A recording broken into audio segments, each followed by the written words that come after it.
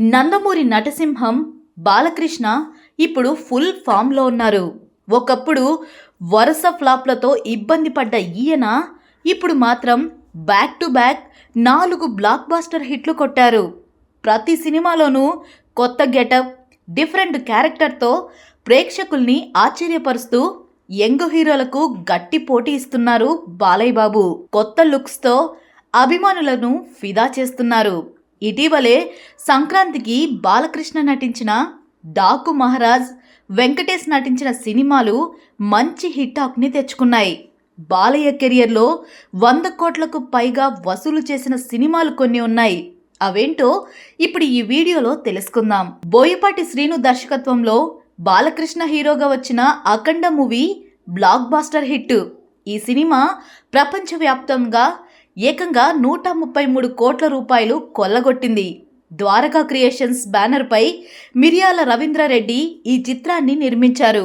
ఇందులో బాలయ్య ద్విపాత్రాభినయంలో అదరగొట్టారు.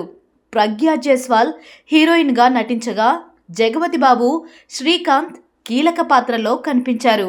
ఈ సినిమాకు తమన్ అదిరిపోయే సంగీతం అందించారు.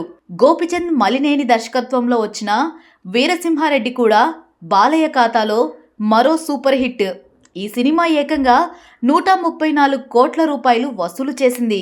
మైత్రి మూవీ మేకర్స్ నిర్మించిన ఈ యాక్షన్ డ్రామాలో బాలకృష్ణ డ్యూయల్ రోల్లో దుమ్ము లేపారు.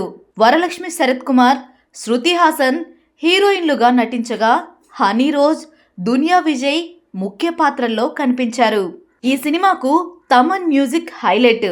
అనిల్ రావిపూడి దర్శకత్వంలో వచ్చిన భగవంత్ కేసరి కూడా బాక్సాఫీస్ దగ్గర భారీ విజయాన్ని అందుకుంది. ఈ సినిమా ఏకంగా 132 కోట్లు రాబట్టి నిర్మాతలకు కాసుల వర్షం కురిపించింది.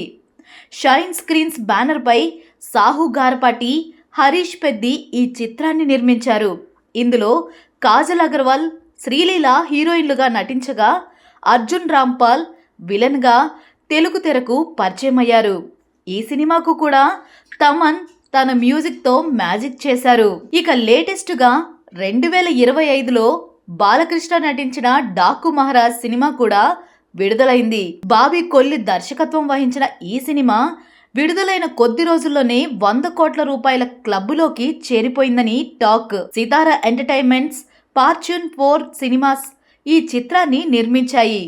ఈ సినిమాలో బాలయ్య సరసన ఊర్వశి రౌతెల హీరోయిన్గా నటించగా బాబీ డియోల్ విలన్గా కనిపించారు. ప్రగ్యా జైస్వాల్, శ్రద్ధా శ్రీనాథ్ కూడా ముఖ్య పాత్రలు పోషించారు.